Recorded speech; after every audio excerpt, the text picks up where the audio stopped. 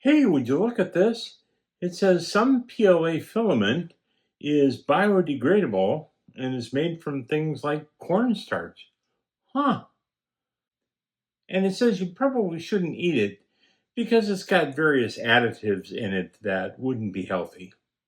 Hmm.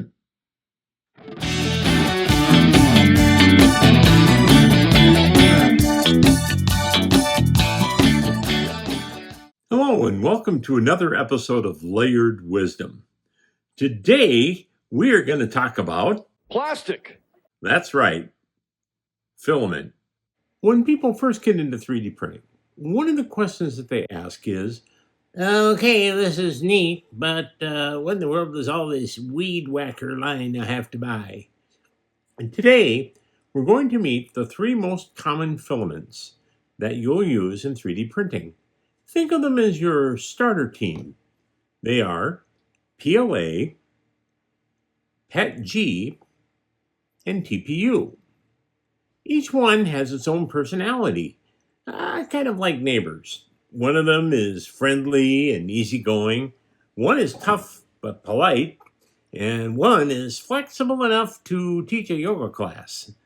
So, what is filament? Simply put, filament is plastic. It is the raw material that your printer melts and lays down one layer at a time, layer by layer, to make your objects.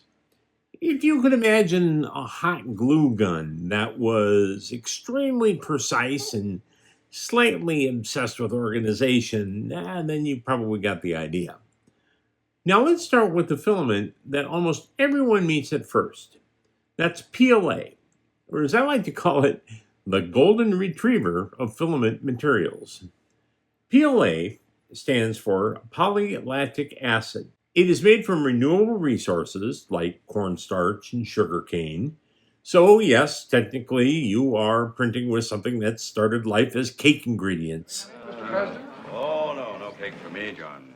By the way, you may hear that PLA is biodegradable, but that's usually only in an industrial composting environment. You won't disappear in your backyard or your landfill anytime soon. Just remember that.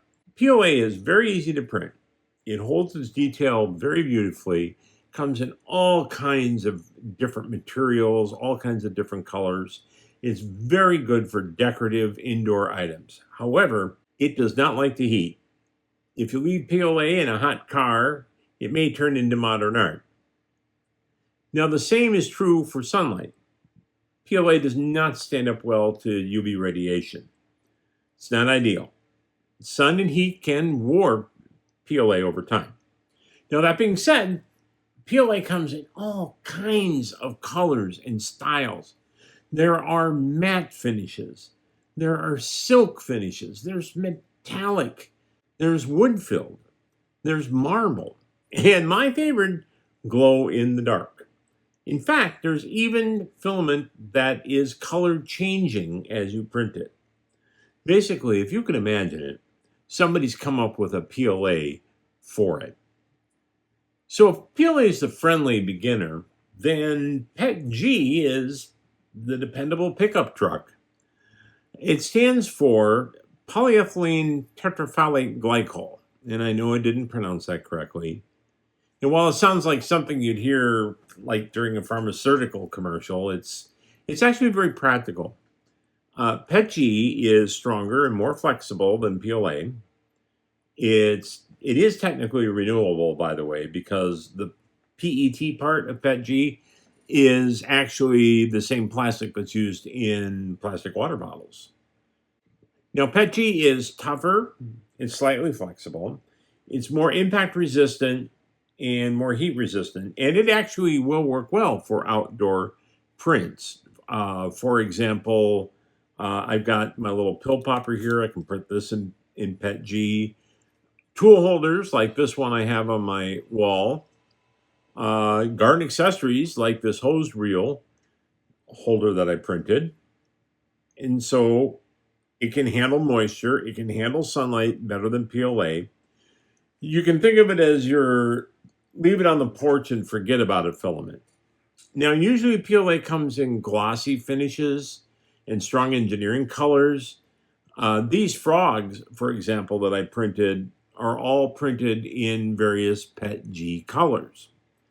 In fact, there's even a transparent PETG. Here, I printed a dryer box for one of my filament dryers.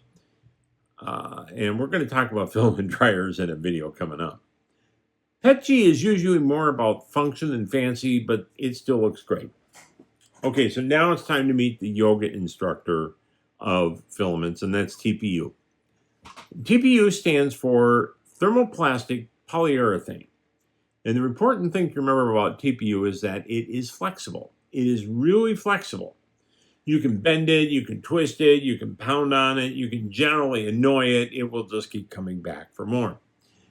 TPU is rubber-like, it's shock absorbent, it's durable. It's really good for grips and for like protection on things. So that's why you'll see TPU used for things like phone cases, gaskets, anti-slip feet. I have some on the bottom of my Centauri Carbon that are there to keep it from sliding around. In fact, I printed this chew bone for my dog out of TPU several months ago, and it's still growing strong. And yes, TPU is safe for dogs. Now, generally speaking, TPU handles the outside weather and UV radiation pretty well.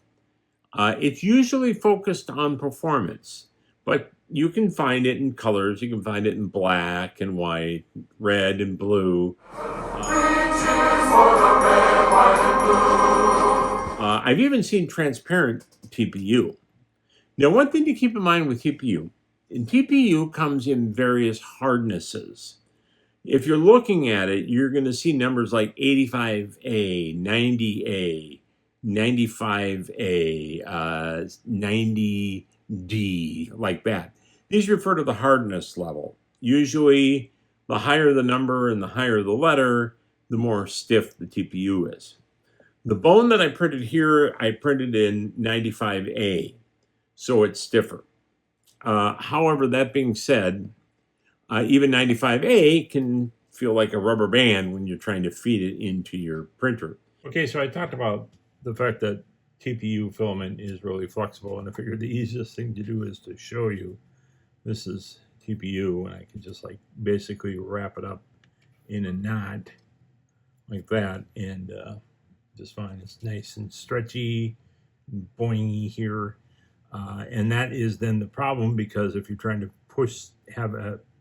mechanically push this through, the AMS mechanism just can't handle it. However, if you feed it in by hand, and I should mention that yes, you can manually feed filament into the Bamboo lab printers as well. If you manually feed TPU in, it works just fine. Bamboo does make a TPU that is called TPU for AMS, clever name.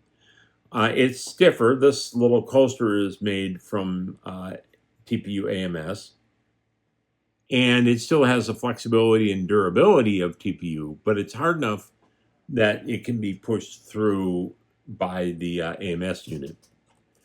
Of course, if you have a non-AMS unit like my Centauri Carbon over here, you can feed 95A into that just fine. That's how I printed the bone. In future videos, we're going to dive into when to choose each filament type and how to get the best results from them. Now that we've covered the basic filaments, let me take a moment to talk about a couple of other issues. One is ventilation. All three of these filament types are fine to print in an open environment. They're low on fumes and they're safe. However, we always recommend that you print in a ventilated area. Don't set up your printers inside a closet where there's no air circulation. Also, there are other types other than TPU, PETG, and PLA that you may hear of. These filaments I didn't cover in this video. They're considered engineering or high performance filaments, and they all require an enclosed chamber with a higher temperature inside and a higher nozzle temperature and better ventilation. So thanks for joining us once more here. And if you would please be so kind as to subscribe and hit that like button so that We can share this video with others that would love to learn about 3D printing. Because here at Layered Wisdom, I believe that learning technology should be practical, approachable, and even a little fun.